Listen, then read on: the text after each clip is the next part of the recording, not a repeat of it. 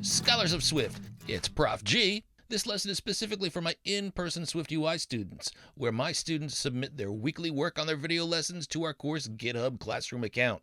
At Boston College, where I teach, we're using Canvas as our learning management system, so you'll see me get our GitHub link from Canvas. My teaching assistants post a new link for every app that we build in our course. If your instructor uses GitHub Classroom, the procedure should be the same once you've got your classroom link, but be sure to check with your instructor for any specifics. For independent learners, this lesson isn't for you, but you can see the earlier lesson on pushing your work to your personal GitHub portfolios. But for my students, let's giddy up for more GitHub, and make sure that you get credit for each week's work. So on our course Canvas site, my students have a list of video lessons posted for each week of the course. It's usually listed in a file called Video Lesson Work. I'm going to find the link for week 3 video lessons, click that, and my teaching assistants post the link for each week's GitHub Classroom submission at the top of the Video Lesson Work page. You can tell this is the right link because it contains classroom.github.com, so click this link.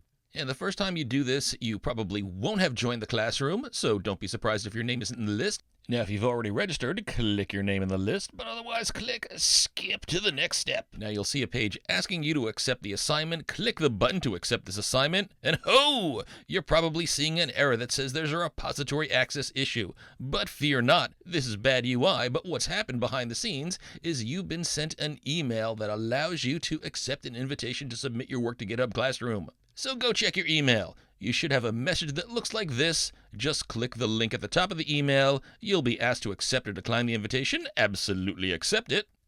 And on this page, here is the link that you'll need to submit this week's work in Xcode.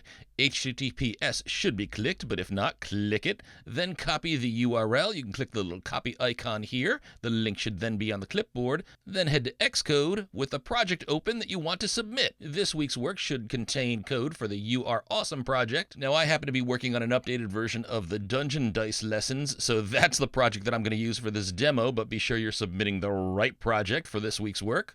And I'm going to open the project navigator. Now I can see a few clues here that this work has not been committed. I can see there are blue modification markers in this file, and I can also see that I have a project file with M, meaning there are uncommitted modifications, and A, meaning that a file has been added to this project but not committed. Remember, commits are saves of a project version at a given point in time, so these symbols mean that I have things to save. Now, uncommitted change indicators might not show if you've already saved a version of your work to your local GitHub repository, as we learned in an earlier video lesson. But even if you don't have any uncommitted change indicators, you definitely want to make sure you also follow the procedures each week to submit your work to GitHub Classroom, which is different from your personal GitHub portfolio. So you'll commit and push to your personal GitHub account for your own portfolio, and you'll commit and push to a GitHub Classroom link. My students get that via Canvas, and that's needed to submit your work so it can be graded. So to commit and push to GitHub Classroom, head to the source code navigator in the navigator's pane. It should be the second icon from the left. It looks like a square with an X in the middle.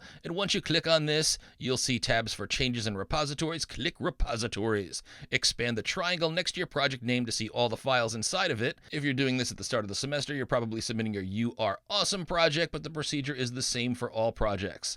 And find and right-click on remotes in this list on the left. When we push things to our personal account, we selected New Remote, but we don't want that here. We want to select Add Existing Remote, so select that. And in the URL field, paste in the URL that you copied when you accepted the GitHub Classroom invitation. Now, you don't have to change the repo name here, but I like to do that. If you change the repo name to include GitHub Classroom, you should be able to distinguish this from any of the repos that you create on your personal GitHub account. There is no problem using the default name, though. Everything is going to get where it needs to go because we've already pasted in the correct URL. Then click Add. You'll see a new remote indented below the remotes items in the repository list under the source control navigator. Nice. And now remember, I have unsaved changes since my last commit, but do this even if you've committed it to your personal portfolio, because this is now going to submit via GitHub Classroom via the URL you just pasted. So now I'm going to head up to the Integrate menu and find and select Commit.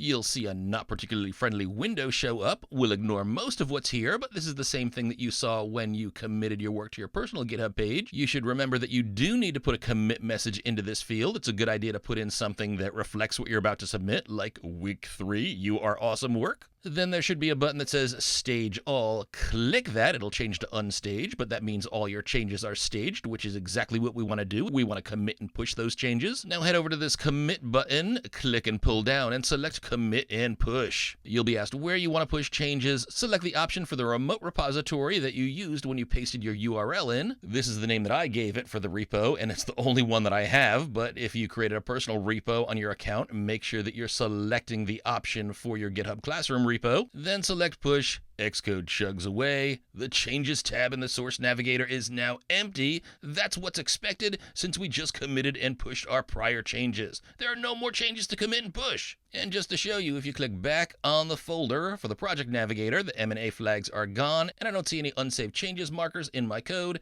Everything looks great.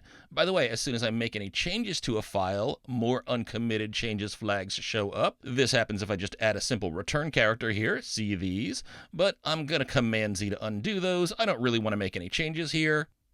And if you want to be extra careful, you can check to see the contents of the repository you just committed and pushed to. So we can click back on the Source Navigator, click the Repositories tab, expand Remotes, select the remote you created for GitHub Classroom and right-click on it, and select View on GitHub. This will open a browser containing a repo for the code you pushed to your GitHub Classroom link, and here are the project files. Now, if you click on the folder for the project name, you're going to see all of the project Swift files. In here, I can click on contentview.swift, and this shows me the code exactly as it is in my Xcode project. My work has been submitted to GitHub Classroom. Excellent. Now, what if something doesn't work? Well, for students in my class, see the TAs, not me. The TAs manage our GitHub Classroom account, and they can help you through any problems that you have. And if you see a TA as soon as you run into an issue, they'll pay attention to when you reached out so that your work isn't marked as late.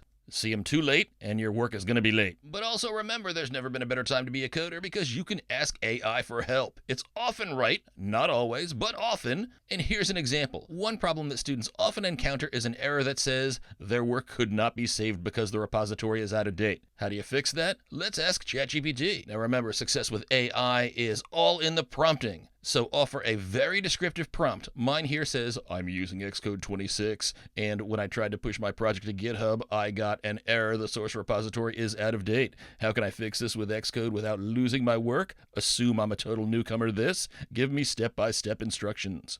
I have the ChatGPT extended thinking model selected. It takes more time, but I should get a more thorough and more accurate response.